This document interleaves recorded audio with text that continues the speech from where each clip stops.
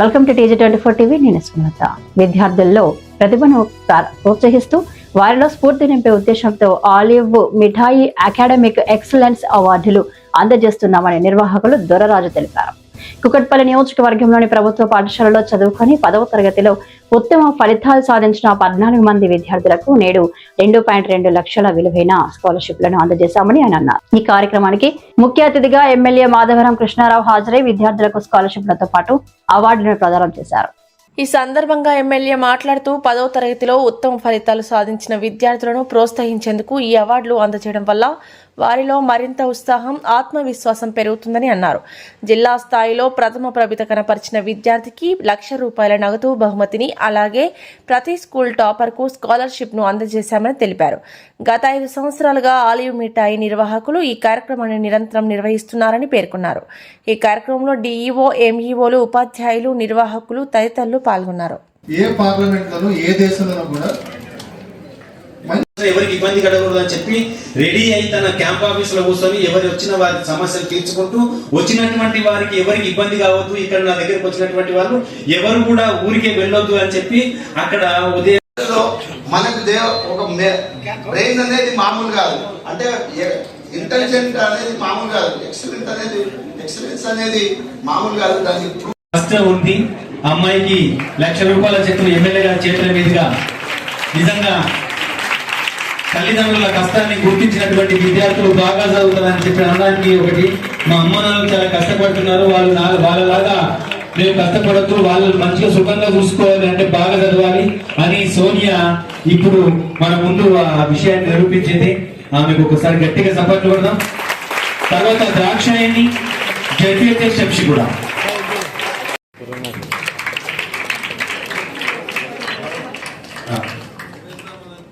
స్ఫూర్తి ఉంది. దొర్రాజు గారు చేస్తున్నటువంటి కార్యక్రమాలు స్ఫూర్తి ఉంది. ఇలాంటి కార్యక్రమాలు చేయాలని చెప్పి ఈరోజు ఎం శివనందిని, జడ్పీహెచ్ అస్మత్పేట్. నిజంగా ఒక సబ్జెక్ట్ లో 100 మార్కులు సాధించడం అనేటువంటి చాలా కష్టం, చాలా మంది సాధించారు. దాంట్లో తెలుగులో 100 మార్కులు సాధించడం చాలా కష్టం. జిల్లాలోనే ఒకరు 100 మార్కులు సాధించారు. అది శివనందిని, జడ్పీహెచ్ అస్మత్పేట్. సార్ ఆనంద్ గారి తెలుగు ఉపాధ్యాయులు గారు 100 తర్వాత ఆ స్కూల్ నుంచి ఇద్దరు విద్యార్థులకు సివిలైటీలో సీట్ రావడం అనేది జరిగింది. కాకపోతే ఏంటంటే మండల్లో మేము ఫస్ట్, సెకండ్, థర్డ్ మా యొక్క స్కూల్ నుంచే రావడం జరిగింది. మేము బాగా థ్యాంక్స్ చెప్తున్నాం సార్. కాకపోతే మా విద్యార్థుల మధ్యన మంచి స్ఫూర్తిదాయకమైన పోటీని నెలకొల్పినందుకు విద్యాదాతలుగా మీ పేరు ఎప్పటికైనా చిరస్థాయిగా నిలిచిపోతారు సార్. ఏ దానిపైన పెట్టుబడి పెట్టినా అది తర్వాత ఫలితాలు ఇస్తారో లేదో కానీ మానవ వనరుల పైన ఇవ్వడం వల్ల ఎంతో మంది మంచి మేధావులు తయారయ్యి మన భారతదేశం ఇంకా కూడా ముందుకు వెళ్ళిపోతుంది. ఇంకొక 10 years లో నేను అనుకుంటున్నాను మనం కూడా వరల్డ్లో నంబర్ 1 స్థానానికి వస్తుందని అనుకుంటున్నాం. ఇది రావాలని కూడా కోరుకుంటున్నాం సార్. Thank you.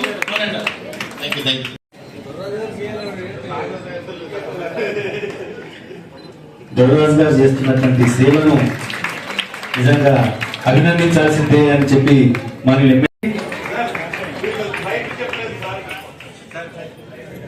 సార్ కుటుంబాన్ని మొత్తానికి అంటే పాపకి, వాళ్ళ ఫాదర్ కి, వాళ్ళ మదర్ కి ఫస్ట్ ఫ్లైట్ అనుభూతి కలిపి వాళ్ళు చాలా మంది ఉన్నారు. ఎందుకు అంత లక్షల వేదన అవుతుందంటే ఇక్కడ మన వరుణ్ గారు కూడా ఉన్నారు. అంటే కేవలం తన మేధస్సును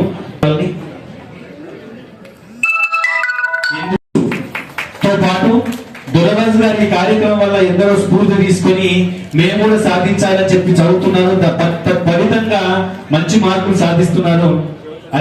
ఇది నిదర్శనం.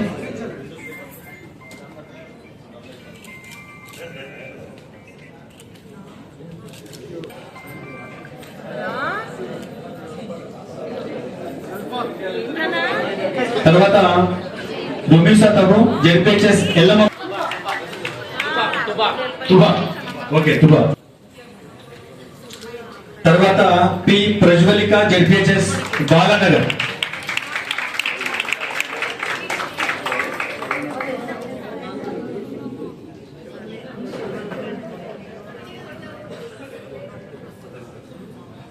ఇదొక గొప్ప అవకాశం విద్యార్థులకి, తల్లిదండ్రులకి.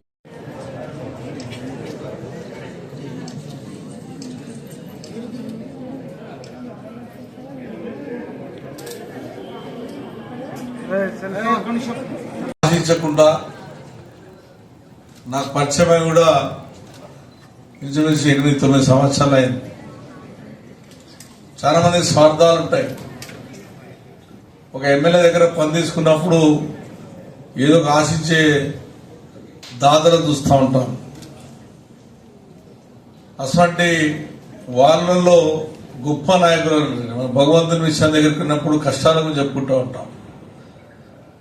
అటువంటి మంచి మనిషి ఉన్నటువంటి నాకున్న అనుభవంలో ఏది ఆశించకుండా, పేరు కూడా వాళ్ళ నాన్న చాలా బ్రహ్మాండమైన పేరు పెట్టాడు, దొరరాజు గారు అని. అటువంటి గొప్ప మనసు ఉన్నటువంటి మనిషి. నాకు ఎక్కువ పరిచయం లేదు. నాకు 18లో ఎలక్షన్లో పనిచేసిండని చెప్పి నేను చేస్తా ఉంటే నా గురించి నాకు తెలియదు, నాకు పరిచయం లేదు, ఏం లేదు, చేశాడు వర్క్.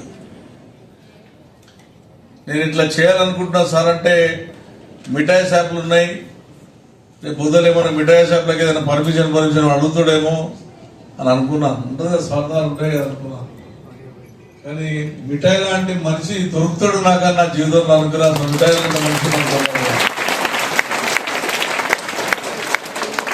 ఏది కూడా ఇంటికి వచ్చినప్పుడు నాకు ఈ ప్రాబ్లం కావాలి, 40-50 యూనిట్లు నడిపిస్తున్న వాళ్ళ బ్రదరు, వాళ్ళ ఇద్దరు బ్రదర్స్ ఏదైనా కష్టం గురించి కానీ ఒకరి గురించి కానీ చెప్పకుండా విద్యార్థులకే చేయాలన్నటువంటి తపన, ఏదో ఒకటి చేయాలన్నటువంటి ఆలోచన చాలా మందికి రాదు.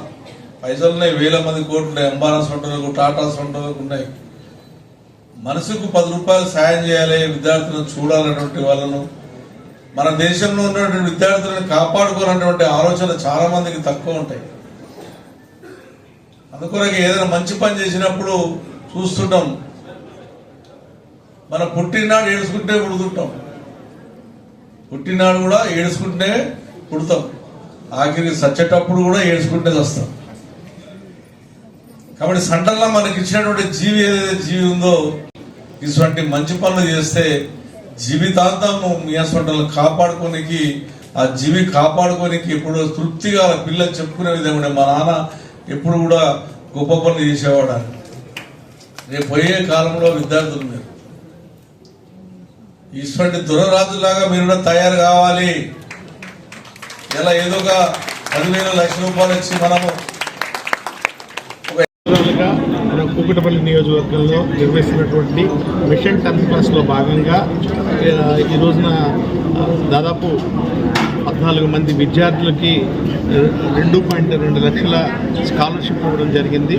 అంటే ఈ కార్యక్రమం ఏంటంటే కూకట్పల్లి నియోజకవర్గంలో అత్యున్నతమైనటువంటి మార్కులు అంటే ఫస్ట్ ర్యాంక్ సాధించిన వాళ్ళకి 1,00,000 రూపాయలు క్యాష్ ప్రకటించాము. అది ఈ రోజున అందజేయడం జరిగింది. అలాగే ప్రతి స్కూల్ టాపర్కి ఒక 10,000 చెప్పిన టాపర్కి స్కాలర్షిప్ ఇవ్వడం జరిగింది. ఇదంతా కూడా మా కూకట్పల్లి ఎమ్మెల్యే మాధవరం గారి చేతుల మీదుగా జరగడం అనేది చాలా సంతోషంగా ఉంది.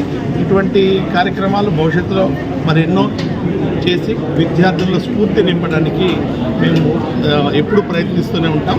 ఈ కార్యక్రమానికి సహకరించినటువంటి టీచర్లకి, స్కూల్ విద్యార్థులకి, స్పందించి బాగా చదివిన పిల్లలకి మరియు అందరికీ కూడా మా హృదయపూర్వక ధన్యవాదాలు. Thanks a lot. Hi, నేను మీ Satyasri. Please do subscribe TG24 TV.